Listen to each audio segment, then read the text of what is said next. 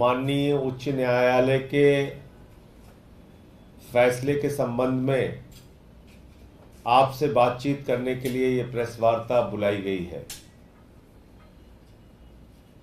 माननीय उच्च न्यायालय के प्रति पूरा सम्मान व्यक्त करते हुए मैं ये कहना चाहता हूं कि अरविंद केजरीवाल जी एक सच्चे देशभक्त हैं। उनकी देशभक्ति, उनकी निष्ठा, उनकी ईमानदारी पर कोई सवाल नहीं उठा सकता। उनके विरुद्ध एक राजनीतिक षड्यंत्र किया गया है, यह अब किसी से छिपा नहीं है। उनको जबरन तानाशाही के कारण मोदी सरकार ने जेल में डाला है, यह अब किसी से छिपा नहीं है। अरविंद केजरीवाल को किसी पद की लालच नहीं है। अरविंद केजरीवाल तो वो व्यक्ति हैं, जब सिद्धांतों की बात आई तो 49 दिन की सरकार से मुख्यमंत्री के पद से इस्तीफा दे दिया। अरविंद केजरीवाल वो व्यक्ति हैं जिन्होंने आईआरएस की नौकरी को लात मारकर देश की सेवा का संकल्प लिया। यह किसी पद के लालच का सवाल नहीं है, यह तानाशाही के खिलाफ लड़ने का सवाल है। उनका इस्तीफा न देने का निर्णय केंद्र सरकार, भाजपा सरकार की तानाशाही के खिलाफ लोकतांत्रिक ढंग से अपने अधिकारों का इस्तेमाल करने का निर्णय है। और लोकतंत्र के अंदर मुख्यमंत्री कौन रहेगा नहीं रहेगा, यह निर्णय विधायक तय करते हैं, विधानसभा तय करती है। और पिछले 6 महीने के अंदर 3 बार विधायकों ने उनको अपना नेता माना है, उनके नेतृत्व में दिल्ली की सरकार चलेगी यह फैसला लिया है, और जेल जाने की परिस्थिति में भी जेल से सरकार चलेगी यह प्रस्ताव पारित किया है। इसलिए अरविंद केजरीवाल का काम न सिर्फ हिंदुस्तान में बल्कि पूरी दुनिया के अंदर एक अनुकरणीय उदाहरण बना हुआ है। जो काम उन्होंने स्कूलों के लिए किया, जो काम उन्होंने अस्पतालों के लिए किया, जो काम उन्होंने शिक्षा के क्षेत्र में किया, स्वास्थ्य के क्षेत्र में किया, बिजली फ्री की, पानी फ्री की, बुजुर्गों की तीर्थ यात्रा कराई, माताओं बहनों के लिए बस की यात्रा फ्री की, अनुकरणीय काम करके दिखाया। ऐसा काम करके दिखाया कि अमेरिका के राष्ट्रपति की पत्नी हिंदुस्तान आती है तो कहती है हमें केजरीवाल जी का स्कूल देखना है। यह काम हमने किया।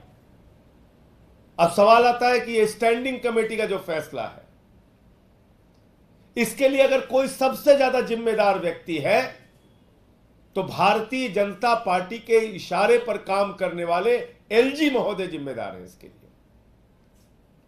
आपने मनमाने ढंग से बीजेपी के नेताओं को नियम और कानून ताक पे रख के एल्डरमैन बना दिया।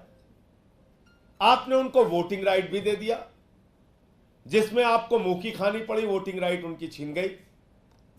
मामला माननीय सर्वोच्च न्यायालय में विचाराधीन है, और ऐसे समय में जब मामला सर्वोच्च न्यायालय में एल्डरमैन के विषय में विचाराधीन है, हाउस ने तय किया कि दिल्ली के संबंध में जो भी निर्णय लेना है, विकास संबंधी या खर्च से संबंधी, उसका फैसला हाउस करेगा, एमसीडी का सदन करेगा।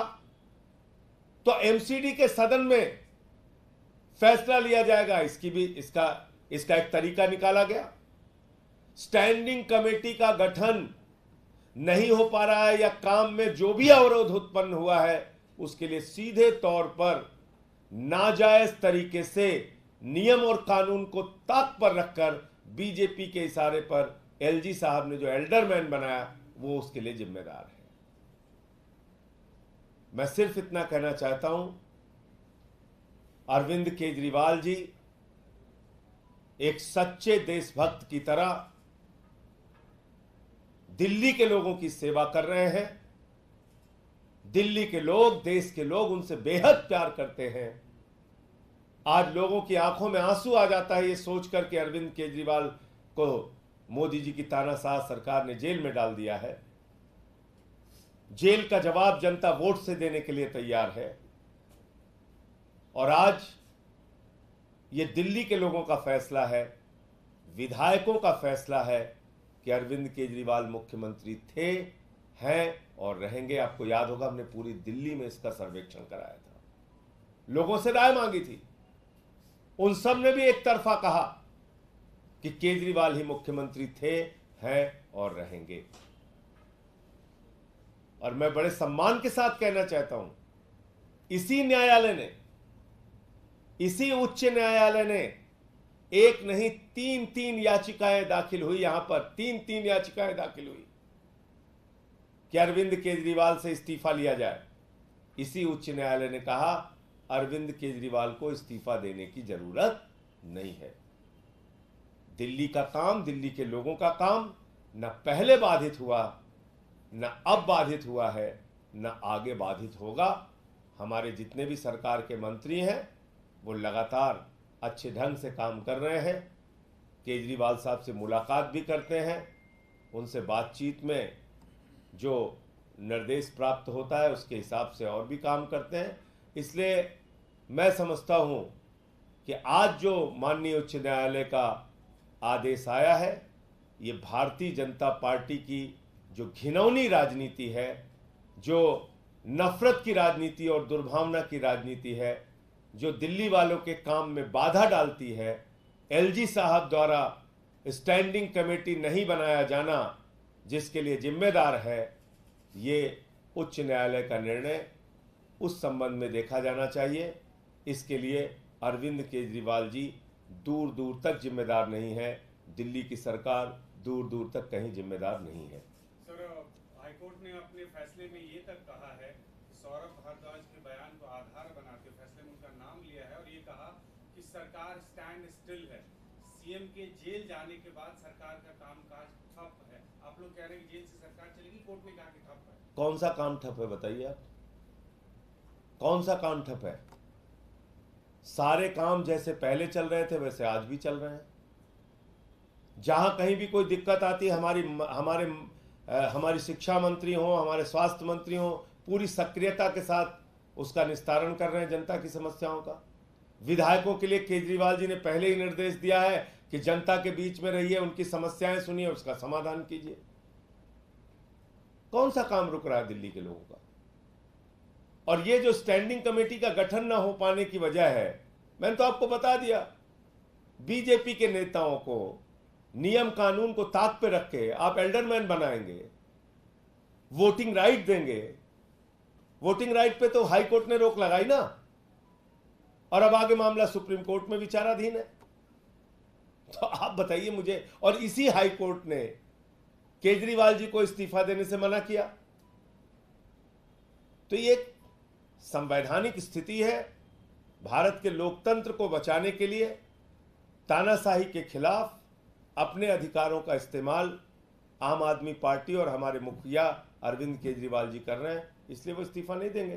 सवाल ये है कि काम रुका हुआ है कि एमसीडी के कमिश्नर को ये अधिकार मिलना चाहिए कि 5 करोड़ से ज्यादा 50 करोड़ तक का वो काम करवा सके, और ये अधिकार उनको मिले। तो इसके बारे में दिल्ली सरकार ने ये कहा है कि जब तक सीएम जेल में है तब तक ये अधिकार उनको नहीं दिया जाता। भाई साहब, इसका प्रभाव लाखों बच्चों पे हो रहा है। भाई साहब, ये नाक का सवाल क्यों बनाए हुए हैं बीजेपी के एलजी साहब और उनके अधिकारी? अगर हाउस को अधिकृत कर दिया गया, क्या एमसीडी के सदन से भी बड़ा कोई है क्या? एमसीडी के सदन को जब फैसले लेने का अधिकार दे दिया गया और यह कह दिया गया कि जब तक स्टैंडिंग कमेटी का गठन नहीं होता है हाउस इस पर निर्णय लेगा, तो फिर क्या आपत्ति है? फिर अधिकारी इस बात को क्यों नहीं मान रहे हैं? तो इसलिए मैं कह रहा हूं कि ये, और दिल्ली की सरकार तो आज पूरे देश और दुनिया के लिए उदाहरण बनी हुई है। धन्यवाद। संजय जी, कर्नाटक का बहुत सनसनीखेज मामला सामने आया है, संज्ञान में आपके भी आया होगा। बीजेपी, देखिए, ये निठारी कांड से भी ज्यादा घिनौना बलात्कार कांड है। और यह बलात्कार कांड किसी और ने नहीं, भारत के पूर्व प्रधानमंत्री के पौत्र ने किया है, जो अभी मोदी जी के साथ है। भारत के प्रधानमंत्री को बोलना चाहिए। यह महिलाओं के साथ दमन का, बलात्कार का, शोषण का, उनके चीरहरण का मामला है। उनकी इज्जत को तार तार करने का मामला है। मुझे बड़ी हैरानी है कि अभी तक भारत के प्रधानमंत्री खामोश है इतनी बड़ी घटना पे। एक नहीं, हजारों वीडियो, हजार वीडियो, दरिंदगी और हैवानियत की पराकाष्ठा। और वो सांसद हिंदुस्तान छोड़ के भाग गया। तो मैं समझता हूं कि यह बहुत ही शर्मनाक घटना है और भारत के प्रधानमंत्री को, देश के मुखिया आदरणीय नरेंद्र मोदी जी को, जिनके साथ उस सांसद की फोटो आज पूरे सोशल मीडिया पे घर घर में पहुंच रही है, उनको सामने आके जवाब देना चाहिए कि आखिर कैसे इतना घिनौना, निठारी कांड से भी बड़ा ये जो बलात्कार कांड हुआ है, इस पे प्रधानमंत्री जी क्या फैसला ले रहे हैं, क्या कार्रवाई कर रहे हैं और कैसे उसको भगा दिया गया, कैसे वो देश छोड़ के चला गया। इसके बारे में तो उनको बोलना होगा। कैसे अभी भी एनडीए में जेडीएस शामिल है। मोदी जी को निकालना चाहिए अपने गठबंधन से। आप बेटी बचाओ की बात करते हैं, महिला सुरक्षा की बात करते हैं, ऐसी हैवानियत की और दरिंदगी की बातें निकल के सामने आ रही हैं कि सुन के रोंगटे खड़े हो जाएंगे। दरिंदगी की गई है महिलाओं के साथ और एक नहीं, हजारों वीडियो है। मैं समझता हूं देश के सबसे बड़े बलात्कार कांड में एक कांड ये है जो सामने आया है। प्रधानमंत्री को अपनी खामोशी तोड़नी चाहिए। संजय जी, सुबह आपने जवाब दिया था कि लवली जी ने पूरा अलायंस कराया, उसके लिए आपने धन्यवाद भी दिया। लवली जी आज सबको इंटरव्यू दे रहे हैं। उन्होंने कहा है कि संजय सिंह की याददाश्त शायद कमजोर हो गई है। वो कह रहे हैं कि तब आप जेल में थे, इसलिए मैं व्यक्तिगत टीका टिप्पणी किसी के बारे में नहीं करता। उनकी पार्टी इसके बारे में निर्णय लेगी। मेरी पहले भी उनके बारे में अच्छी धारणा थी, आज भी है, आगे भी उनके लिए शुभकामनाएं हैं। लेकिन मैं फिर इस बात को दोहरा रहा हूं कि दिल्ली में इंडिया गठबंधन आपस में कांग्रेस और आम आदमी पार्टी मिलकर चुनाव लड़े, इसमें अरविंदर सिंह लवली जी की महत्वपूर्ण भूमिका थी। मैंने उसके लिए धन्यवाद दिया। वो सफाई दे रहे थे कि इंडिया गठबंधन जो बना, मैंने सुना उनकी बात, इंडिया गठबंधन जो बना उसके लिए मैं कहीं उनको जिम्मेदार नहीं, मैंने उसकी बात नहीं की। मैंने तो कहा दिल्ली में जो गठबंधन हुआ उसमें उनकी महत्वपूर्ण भूमिका थी और मैंने तो उनकी तारीफ की। और पता नहीं क्यों अब हमारी याददाश्त पे ही सवाल उठा रहे हैं। हमारी याददाश्त पे तो प्रधानमंत्री जी को भी शक नहीं है। धन्यवाद। संजय जी, आज जो आप लोगों का स्टैंड है कि केजरीवाल जी इस्तीफा नहीं देंगे, कुछ राजनीतिक विश्लेषकों का कहना है कि ये स्टैंड सिर्फ चुनाव तक है, लोकसभा चुनाव तक, उसके बाद ये प्रैक्टिकली हो नहीं पाएगा कि सीएम इस्तीफा ना दें, आने वाले समय में उनको इस्तीफा देना ही पड़ेगा। तो क्या अगले विधानसभा चुनाव तक भी आप कह सकते हैं? देखिए कोई भी राजनीतिक विश्लेषक हो या किसी पार्टी का नेता हो, बाबा साहब डॉक्टर भीमराव अंबेडकर जी के संविधान से बढ़कर कोई नहीं है। और बाबा साहब डॉक्टर भीमराव अंबेडकर जी का संविधान कहता है कि जब तक कोई व्यक्ति न्यायालय से दोषी सिद्ध ना हो जाए तब तक उसको इस्तीफा देने की जरूरत नहीं है। तो हम फिर दोहरा रहे हैं कि केजरीवाल साहब मुख्यमंत्री थे, हैं और रहेंगे।